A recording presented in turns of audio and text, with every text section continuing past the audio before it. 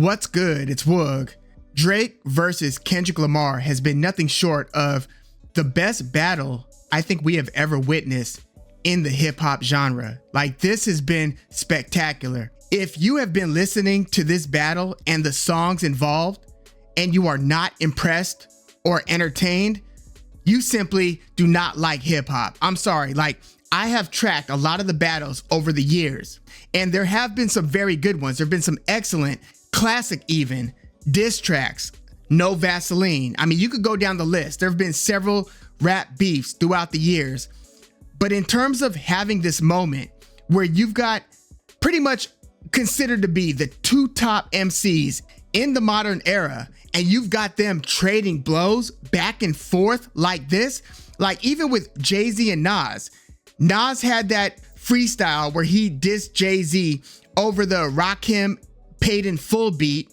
And yes, they had traded subliminal shots in recent years leading up to that battle. But you had Jay-Z drop the Takeover, you had Nas drop Ether, and then you had Jay-Z try to swing back with both Super Ugly and then with that Blueprint 2 song.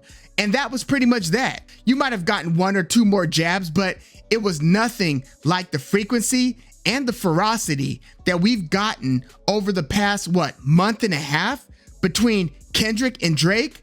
I mean, we rap fans, we've been spoiled with this one, and I don't want to take it for granted. Like, we've never seen anything like it, and I don't know if we'll see anything since. Usually when rappers are of this stature, there's way too much to lose to really get in the mud and to go into this back and forth where, you know, the object of the game is really to humiliate and tear down the other. That's what it boils down to. And look, there was no way that Drake versus Kendrick Lamar was going to stay a tactical. I mean, it was skillful and tactical in terms of showing your lyricism and your ability to twist words and to create these poetic and very, very clever bars. This wasn't going to stay at let's keep this a friendly competition type of ordeal. No, this was going to get really messy really quickly. And I was just hoping that neither of these guys was going to really suffer business-wise, career-wise, reputation-wise because of this battle. But it was inevitable that it was going to get dragged into the mud and it was going to get really, really dark and really, really ugly. And it did. And it's crazy. If you think about it, this whole battle in its totality hasn't been more than like a month and a half. If you think about it, We Don't Trust You, that Future and Metro Boomin album that featured Like That with the Kendrick Lamar verse that kind of kickstarted this whole thing, that was March 22nd. We are in the first week of May right now. And what have we gotten since? We got that Like That Kendrick Lamar where everything kicked off. We got J. Cole barking back and then J. Cole apologizing. You know, it's crazy. For a moment, it looked like his reputation and his career might be the one to take the hit because it appeared that he kind of headed for the hills when the bullets started flying, right? And then the two that went to the front line, aside from Rick Ross, that's a whole nother conversation, were Drake and Kendrick Lamar. They pretty much met at the center, right? But after J. Cole pretty much withdrew his name from this whole battle, right? And then everybody was kind of scratching their head like, what the hell was that? And that was after he delivered 7-minute drill, right? It's almost ancient. It feels like ancient history at this point. But after that, you got a little bit of silence, and then out of nowhere, boom, one afternoon, Drake drops Push-Ups. And first he drops like a lo-fi version where, if you notice, the lyrics are different on the one that was initially leaked on YouTube versus the one that dropped later that same day that actually stopped the verse before going into the beat switch up at the very end of Push-Ups, which would kind of later, it would end up foreshadowing Family Matters. And the way that starts off with the drop, and then that beat, right? That we heard that beat at the end of Push-Ups. But again, Push-Ups, the one that was released on the streaming services, was a little bit different in a few different instances. And the beat, remember, the original one that was leaked had that get money, sample on the beat. And, and his vocal performance on that one was different than the one that was officially released with the artwork and all that. So we got the Push-Ups, and then we didn't hear a reply from Kendrick. And then we got Tailor Made Freestyle, where Drake was, by that point, doubling down And I don't know if y'all remember how bad Kendrick was looking at the time. A lot of people were saying, damn, what's up, Kendrick? Like, why would Kendrick drop that verse without having a couple bullets in the chamber? Like, Drake doubled down with tailor-made freestyle, used the Tupac voice, AI generated, used the Snoop Dogg voice, AI generated, and really made it sound like he was just bullying Kendrick Lamar, saying, where you at? We're waiting for that verse. Are you holed up somewhere in your New York apartment? Are you scared to drop? Like, what's going on, Kendrick? We out here. That was the energy, and everybody was like thinking, damn, is Kendrick gonna respond? And it was just really looking interesting. And then a couple weeks later, we got Euphoria, which just altered the way that this battle was viewed.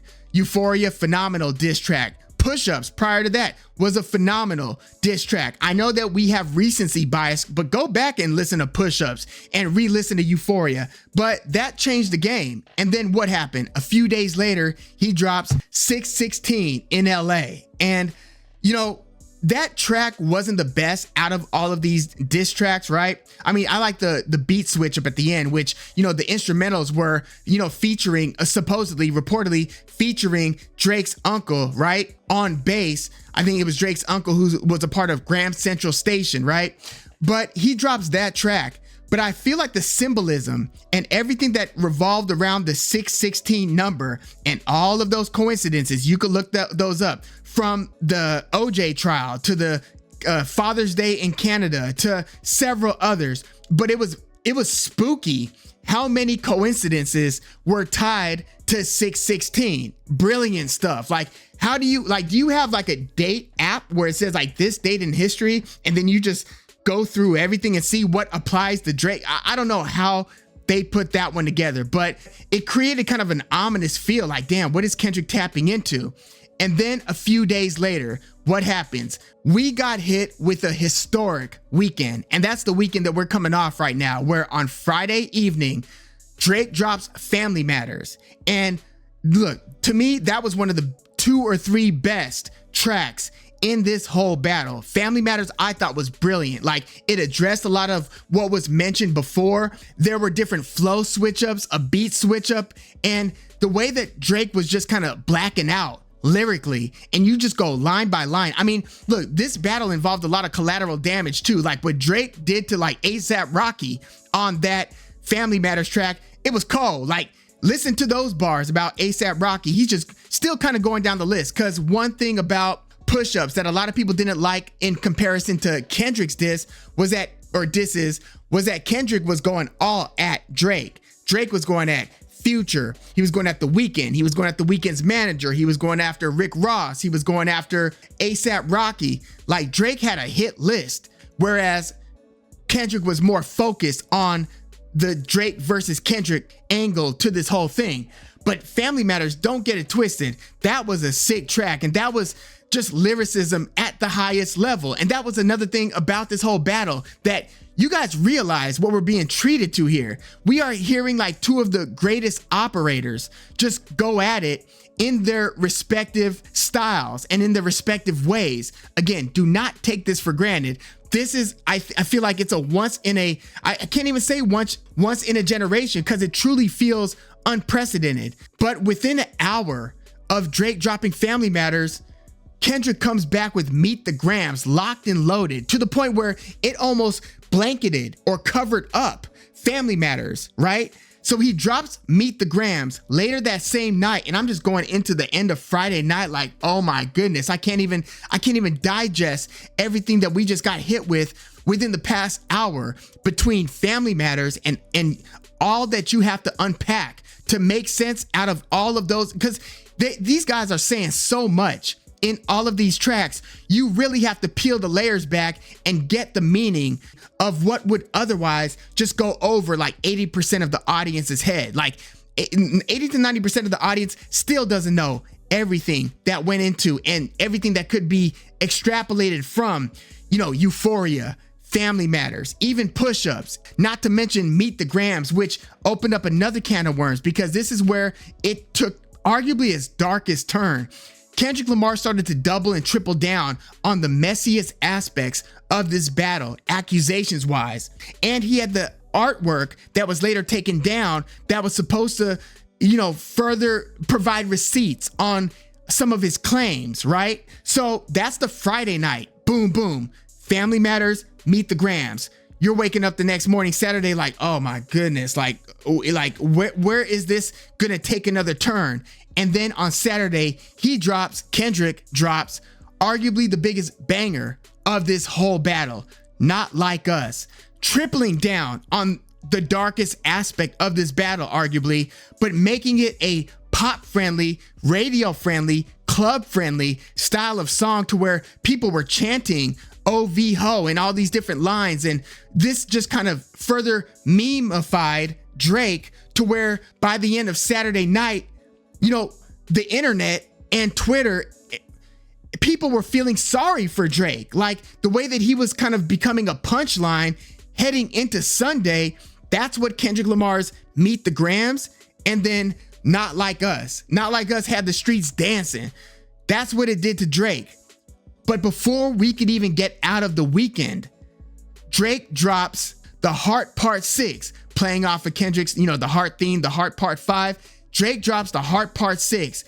And that is arguably, depending on how these facts or misinformation pieces and depending on what's real and what's not, and the story is still being written, but Drake, in dropping The Heart Part 6, might have been the realest thing spoken in this whole battle. That might have been the facts only version of this whole thing.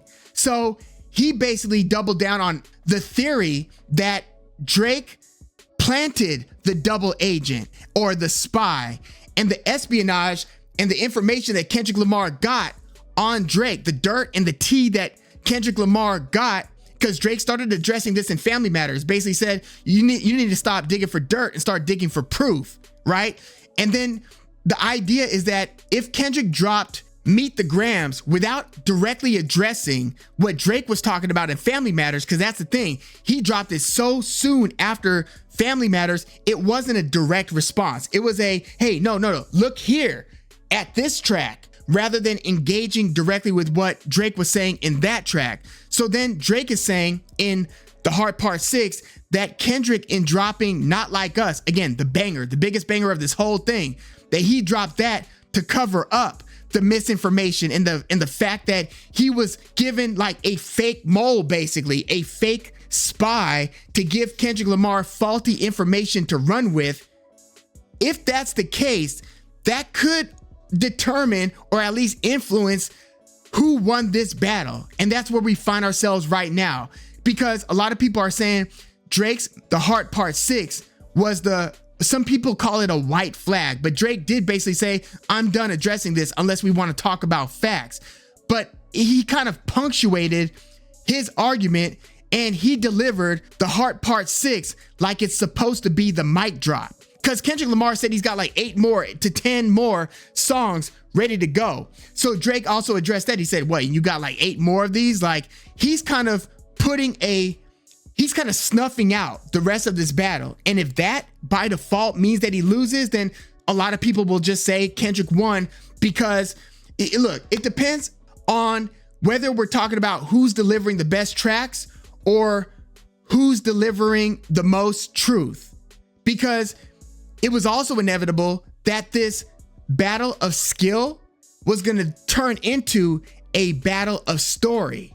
So it's almost 2 different battles that are going on here. And again, this battle has had everything. It's had phenomenal lyrics. It's had creative concepts. It's had some great tracks, high drama, those 616 coincidences, collateral damage. It's had conspiracy theories. And again, even espionage or potentially double agents, where you think that it's a spy that's going this way, somebody who's in Drake's camp, who's giving Kendrick information, but if that person turns out to be giving him misinformation, then they're operating as a double agent. Time will tell what's what, but again, you couldn't script a better battle. This has been pretty unfathomable, really. Like, not only the quality of the lyrics per track, and again, whether you are the headiest of lyricists, like somebody who appreciates, like throughout the years, somebody like a Big L or a Cannabis or whoever, Chino XL, if you want to get into like just a raw punchline by punchline, or Los. You could go down the list. Elzai, Infante of Little Brother. You could go down the list of great MCs throughout the years. Whether you are a hardcore lyricist head, or you like bangers, or you like drama and tea, this has something for everybody. And again, don't take this for granted, because I don't know if this is going to serve it as a deterrent. You know what I mean? Like, there could be a lot of MCs and rappers who want to engage in a battle, but then look at this, how messy this got, and how many skeletons start getting pulled out of the closet to where they might start thinking twice, like, oh, I ain't going there. But again, I want to just like, there's a part of me that wants both Drake and Kendrick Lamar to, walk up to the stage and both just take a bow, because they have treated us to something wonderful, as messy and as dark as this has gotten. And I hope that it doesn't get any darker. I think that we might have hit a crescendo in that regard. Like, a couple of these tracks, like Meet the Grams, sounded like, Kendrick was going scorched earth in terms of what you are accusing the person of. And every step of the way, I feel like they were upping the ante, upping the ante, and it could get into pretty dangerous territory. So I don't think that it's the worst time to just, maybe call the battle. And we as fans just applaud both guys, and we could have our own versions or our own opinions on who won this thing.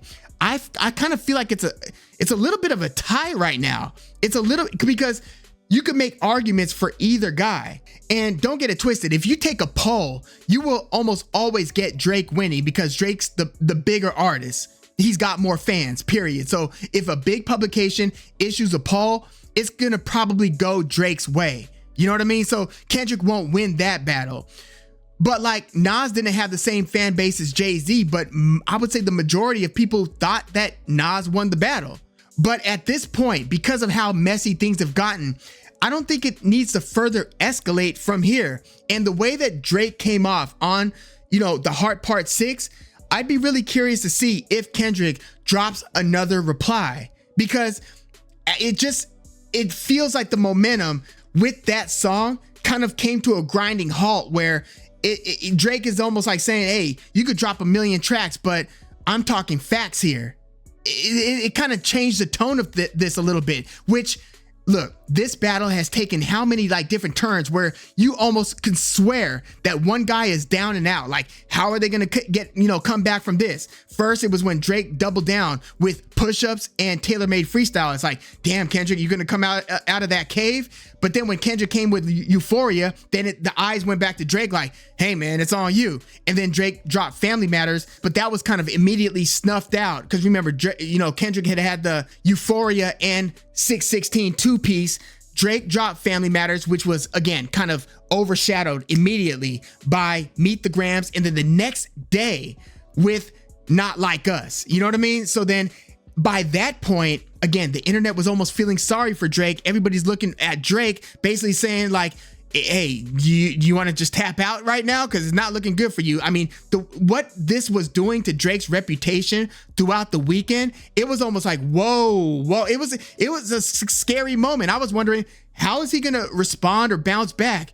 And Drake bounced back about the only way that he could have, with the Heart Part 6. I was like, just when you think that the person is like just dead in the water, they come back in a way that might have even the score by the end of the weekend. So yeah, I'm done saying that one guy is counted out or the other guy is counted out. I just want to say that I am, as a fan, appreciative for the level of lyricism and the level of creativity and like high risk. I mean, in terms of what these guys have to lose in this battle, like reputations can get ruined. This could be bad for business if the wrong things are said or if the wrong things are believed by the public, by the audience.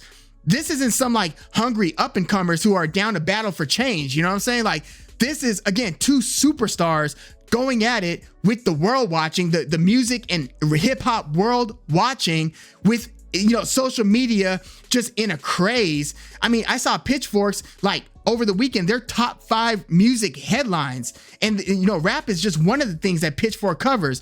Their top 5 headlines were all different parts of this Drake versus Kendrick Lamar beef. So again, I just want to thank both MCs for what they've given us. I don't feel they owe us any more beyond this point, but we'll see where this goes from here.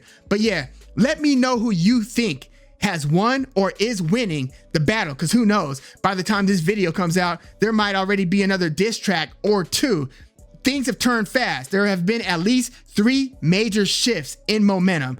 Let me know your thoughts in the comments, and also let me know what your 2 or 3, if you were to rank these diss tracks, give me your rankings, and also let me know what your favorite song of this whole bunch is. But yeah, give me those rankings in the comments, like the video, subscribe to the channel if you love hip hop like I do.